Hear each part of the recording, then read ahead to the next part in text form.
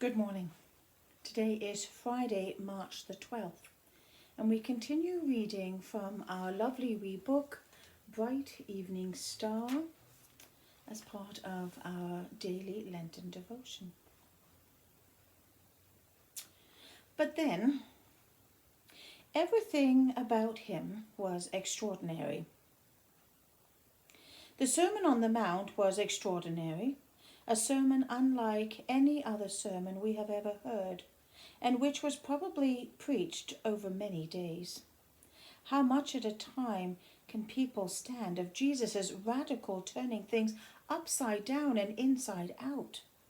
Jesus gave them a freedom they had never known before. They laughed with joy. They listened with astonishment. They lived in a land of hierarchy where power was eagerly sought, and yet he told them to be poor in spirit. Who were the poor in spirit? The beggars, the lepers, the women, the Samaritans, the nobodies. And he told them that it was the poor in spirit who would receive the kingdom of heaven. And that was just the beginning. The Beatitudes reversed the normal order of thinking. He told them that they would be hated because of him, and yet they were to rejoice and leap for joy. He told them that they were the light of the world, and that they were to reveal the light, not hide it. And then, having knocked down the law as they understood it, he told them that he had come to fulfill the law, not abolish it. He told them that anybody who relaxed these commandments would be called least in the kingdom of heaven, and that their righteousness had to exceed that of the scribes and Pharisees, or they would never enter the kingdom. He told them that it is all right to grieve, to be meek, to be poor in spirit. Don't be afraid. Don't judge. If we judge, we open ourselves to judgment. Don't show off. Reject earthly treasures and earthly power. Keep the law. Love your enemy. It didn't make sense. It was impossible. It was contradictory. He told them that the old law forbade them to kill, but that thinking evil of each other was murder too. He told them that it was not just fornication, but lustful thoughts that was sexually evil. He was fierce about the sanctity of marriage, and this was strong evidence of his compassion for women. Marriage was not at that time sacred. All a man had to say was, I divorce you, I divorce you, I divorce you, and the woman was out. Since her husband kept all her property, she was sometimes out on the streets, because there was often no place else for her to go, unless she had a loving family willing to take her in. And many had no one to care for them. Jesus' compassion for the plight of the discarded women was profound. His friends were ordinary people, fishermen, even a tax collector. He told them to come with him, and they would, according to the King James Version, become fishers of men. When I was in college, I read these words and wasn't sure they were compatible with higher education. But I needed them. My father had finally died, and I didn't understand death. His death, anybody's death. The world was dark, and I stumbled along, bumping into spiritual and intellectual obstacles. Because being on the dean's list offered a certain desirable freedom, I managed to keep my grades up. But I felt lost. I went to church and nobody spoke to me, and I felt alien and alone. So I never went back. What the old institution had to offer was no longer valid. There was war across the ocean, killing and hating.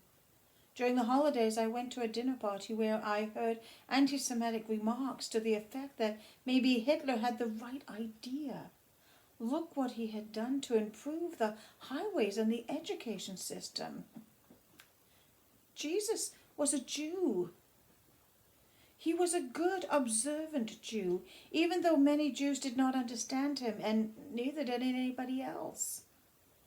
He was a full human being, in contrast to some of the people around him with their petty snobisms and downgrading of Samaritans. How many protagonists of Jesus' stories were Samaritans? Just as that man who thought Hitler might have the right idea was less than human.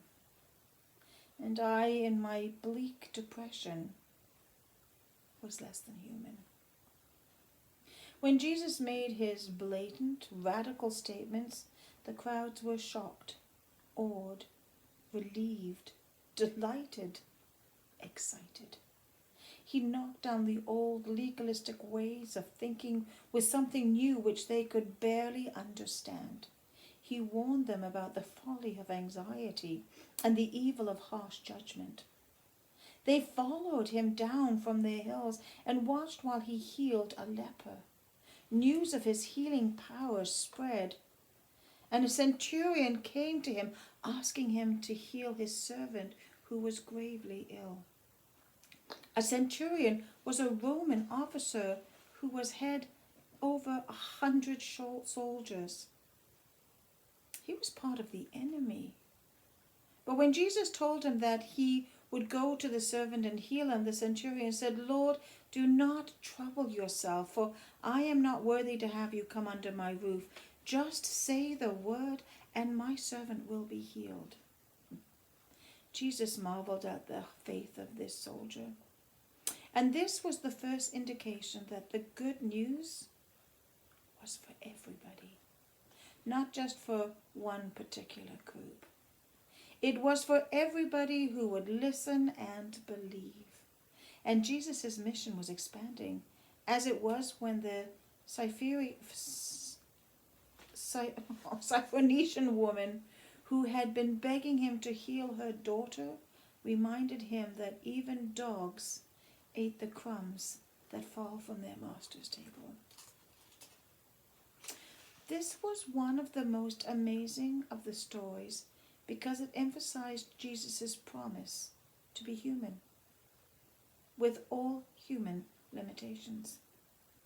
He was brought up to be a good Jewish boy, worshipping the great Jewish Jehovah, and he and his people were surrounded by other people who worshipped different and lesser gods, and who were therefore beneath them. He was taught to know and love Scripture, and to believe that the prophecies were going to be fulfilled. The Psalms were his familiar hymnal, and he would have known not only the affirmative, loving Psalms, but the angry ones as well. And he would have been acquainted with Psalm 44, which begins, "We have heard with our ears, O God. Our fathers have told us what work you did in their days, the times of old, how you drove out the heathens with your hand and planted your people in. For your people got not the land in possession by their own sword, neither did their own arm save them, but your right hand." Did the psalm give the settlers in the New World the right to drive out the heathen redskins from their homes? Did it urge the British to expand their empire? Who are the heathens? Those who do not know and honor the holy and undivided Trinity? Weren't some of Jesus' parables about heathens, Samaritans, lepers, others? What did Jesus think? Didn't God make everything and all of us? Didn't God come to us as Jesus to call us all to be God's children? That psalm has always bothered me. Do we feel justified and superior when we talk about the heathen? Were we justified having slaves? Does it explain some of the century-old hatreds in Bosnia? Africa, the USA. The promised land was always occupied. It was all right to take it. Was it all right to take it over because it was occupied by heathens? I don't know the answer to my questions.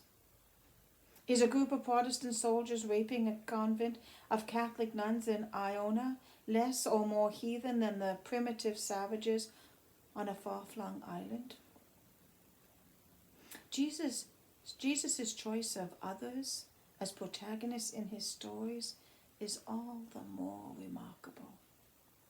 In his human self, he had a lot to learn and a lot to unlearn, and much of it must have been painful for him. He was far ahead of his time, as were the early abolitionists. Oh my goodness. Who saw that slavery was terribly wrong long before most good church-going people recognized it. There lies the impact of the woman and her passionate request, which gave the human Jesus the unexpected message that his mission was not just for Jews. And I am reminded again of God calling Abraham, "In thee shall all families of the earth be blessed." The message of God's love is for all the nations, for the whole world. When we creatures were made with free will, the ability to make choices and decisions, God gave up control in a way so radical we have never quite understood it as we continue to strive for power. When God saw what a miserable mess we were making by clinging to power, Christ threw power away again and came to us to show us that power was literally killing us. So Christ left power and came to us as Jesus to be our Redeemer. Christ, our Redeemer. We say the words so glibly. What do they mean? How is Jesus our Redeemer? If I sell a family watch to a pawnbroker, it has been redeemed. I have to return the price I received for it, and more. In the days when grocery shoppers were given green stamps, they could be redeemed for some kitchen appliance, a blender, a set of mixing bowls. Redemption is a reminder that we don't get something for nothing. Jesus came to redeem us by offering his human life as the price, the whole life from conception to resurrection. In the Beatitudes, he tries to show us how we are to understand what he is doing. Redemption has to do with Jesus' presence in our lives. It means that Jesus sees us as we really are and loves us anyways. Not only that, Jesus sees whatever is best in us, and by seeing it, brings it forth and continues to redeem us with his life, his pain, and his joy, so that we have the possibility of becoming who we really are meant to be.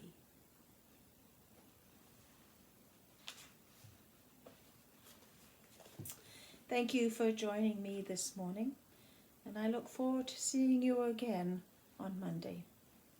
In the meantime, please feel free to join us at our Children's Focus tomorrow at 10:30 or at our worshiping service at 10 a.m. In the meantime, take care, stay safe, and God bless. Goodbye now.